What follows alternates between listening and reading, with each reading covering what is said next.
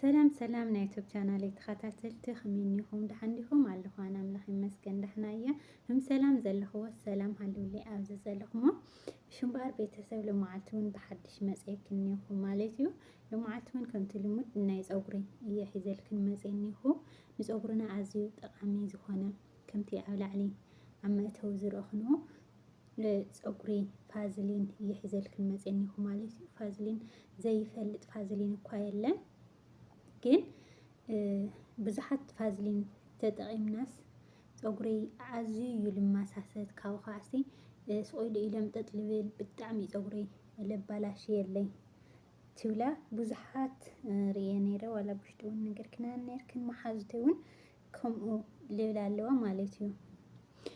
ሓደ ነገር ኣጠቓቕማኸን እዩ ፋዝሊን ሲ ኣበይ ኢኻ ትገብሮ ዘለካ ኣብ ቆርበትካ ዲኻ ትገብሮ ወይስ ኣብዙ ጨጉርካ ዲኻ ትገብሮ ከመይ ኢኻ ትገብሮ ካብኡ ከዓ ፋዝሊን ከዓ ክልተ ዓይነት ፋዝሊን እዩ ዘሎ ናይ ፀጉሪ ፋዝሊን ኣሎ ናይ ነብስካ ናይ ገፅካ ናይ እግርካ ናይ ኢድካ ልጥቀም ፋዝሊን እውን ኣሎ ክልተ ዓይነት ፋዝሊን እዩ ዘሎ ማለት እዩ እና ሎመዓልቲ ከርእየክን እየ ኣጠቓቕምኡ እውን ከርእየክን እየ ከመይ ጌርካ ከም ዝጥቀም ፀጉርክን ብጣዕሚ ሓሪፍ ብእውነት እመንን ማለት እዩ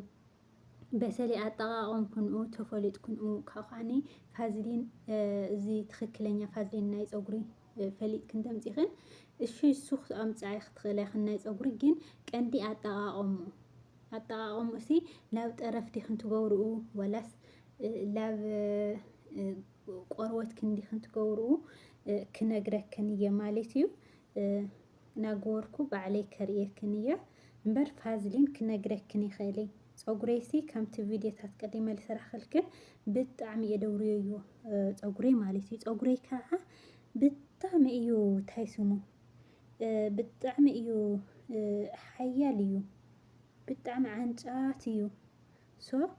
ዓንጫት ስለልኾነ በተለይ ልስሉስ ፀጉሪ ዘለክን እኳ ምስ ላዝም ፀጉርክን ሓፂር ይነውሕ ወይ ብዙ ይደለክን ተደሊኽን ገበራሉ ተንውሓሉ እምበር ግድን ይኾነ ግን ከምዚ ናተይ ዓንጫት ፀጉሪ ዘለክን ተጠቐማሉ ኢኽን ብእውነት ብጣዕሚ ቆንጆ ክነግረክን ይኽእል ብጣዕሚ ርአዩ በቃ ቁልጭልጭ ከም ልብል ፀጉርካ እዩ ዝገብሮ በቃ ፀጉርካ ሲ ብጣዕሚ ደስ ልብል ክትሪኦስ ብጣዕሚ ደስ ልብል እንታይ ስሙ ይገብረልካ በቃ ሓሚሸሎ ሓደ ሓደ ፋሕሸው ዝኾነ ፀጉሪ ገለ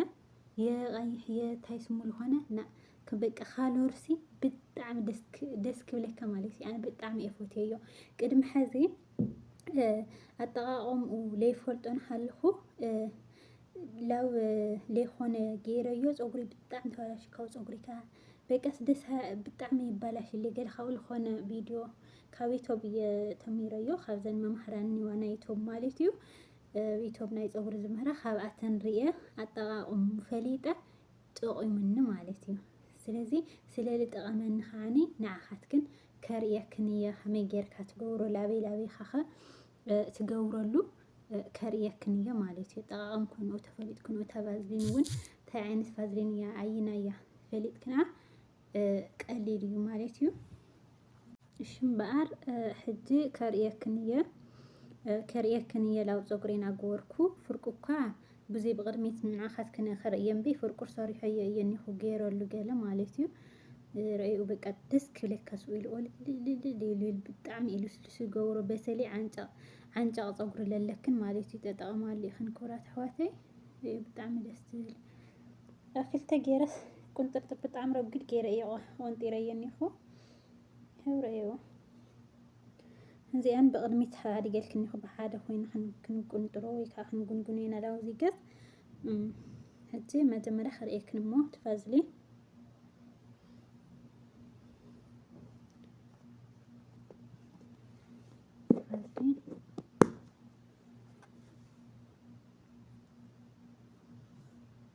ይኸው ይርአየክን ለይኾን ኢሉ ተገልቢጡ ይኹን እምበር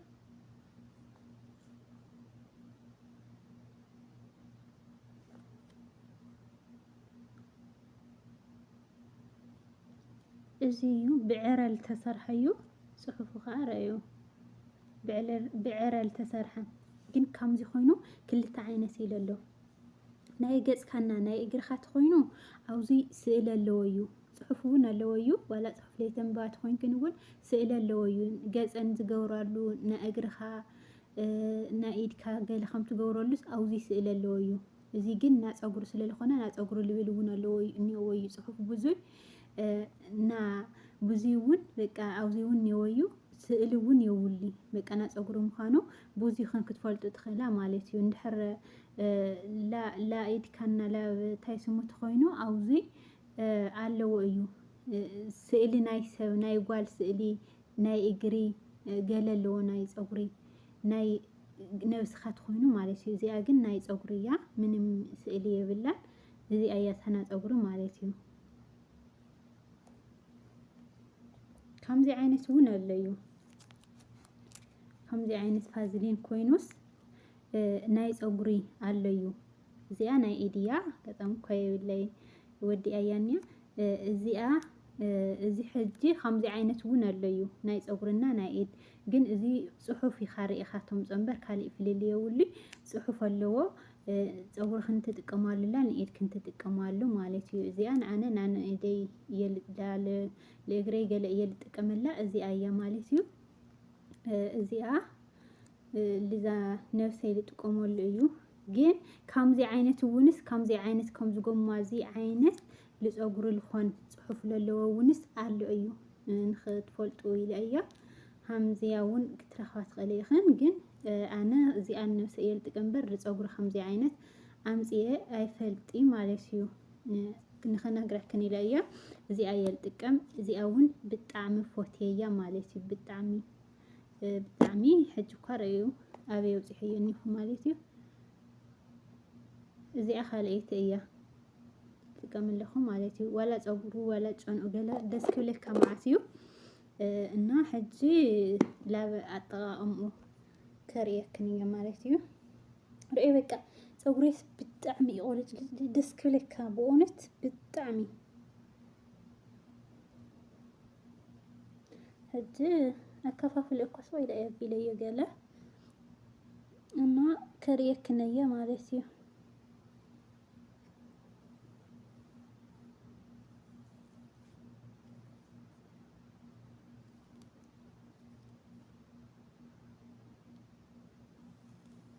ፀጉርህን ክትምሽጣ ከለኽን ከዓ ብታሕቲ ክትጅምሩ እኒአክን ማለት እዩ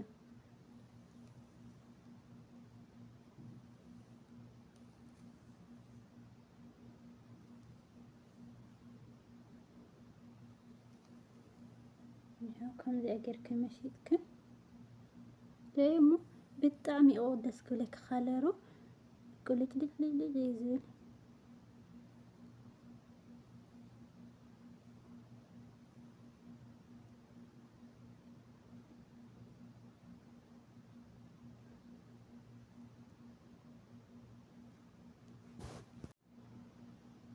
እዚ ሓንቲ ገፀይ ቆንጤረ ማፅየክን እኒኹ ማለት እዩ ርአያ ክሻዕ ጫፋ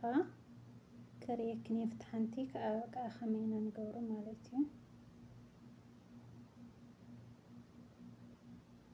ክሻዕ ጫፉ ሓራይ ነገር ከዓስ ኣብ ጫፉ ማለት እዩ ካብ ፀጉሪ ክንትቆርፃ ባዕሉ የብዝሖ የንውሖ ካብኡ ከዓ ኣብዚ ድራብ ፀጉሪ ኣየውፀልክን እዩ ሓደ ዓይነት ኮይኑ ነዊሕ ይኾን ቁመቱ ቆንጆ ማለት እዩ ይኸው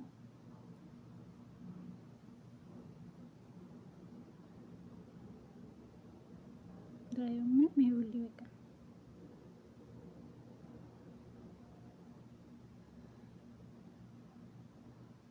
እዚኣ ከርእየክን እያ እዚኣ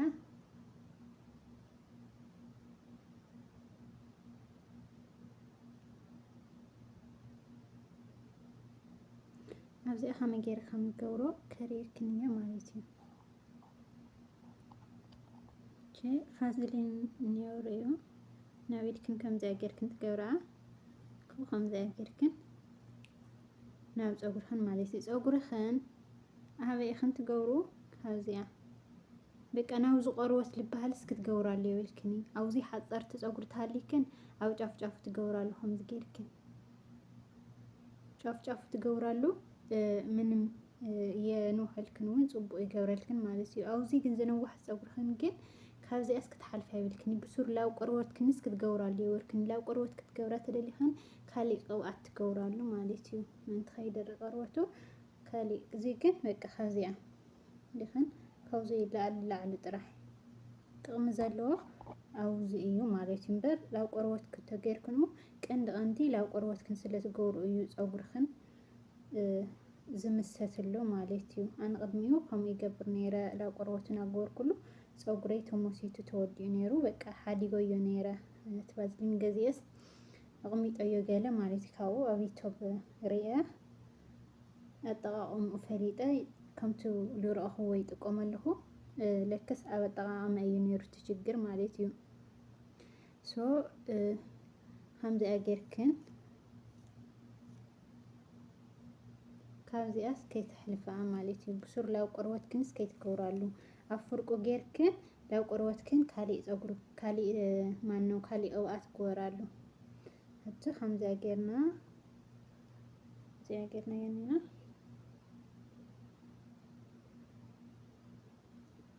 ከምዚኣ ጌርክን ትቆንጥርኡ ማለት እዩ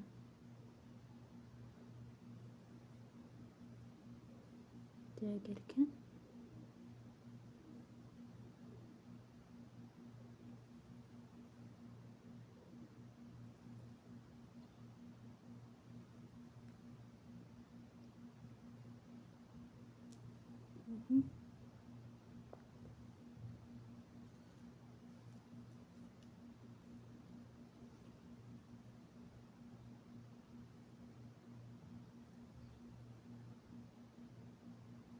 ምንም ፀጉርክን ኣይወፅእ በቃ ዋላ ሓንቲ መሸጠኒ እኮ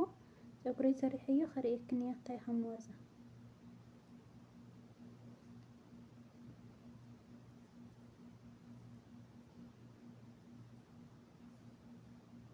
ይኸውረዮ ብስክሌት ቅልጥልጥ ይብሉ በቃ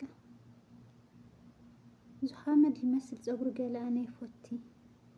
ሶ ከምኡ ነይሩ ርእዩ ሕዚ ፀጉረይ ደስ ክብል ካለሩ ንክትሪኦ ልባዕሉ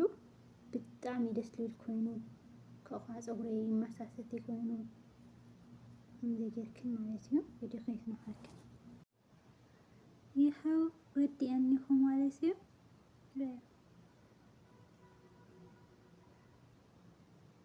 ደስ ክብል ኣከፋፍሎም ነው ብጣዕሚ እንዴ ኣቢለዮ ይኸው ርእዩ እዚሲ ሰጥ ዝበለ በቃ ምንም የብሉን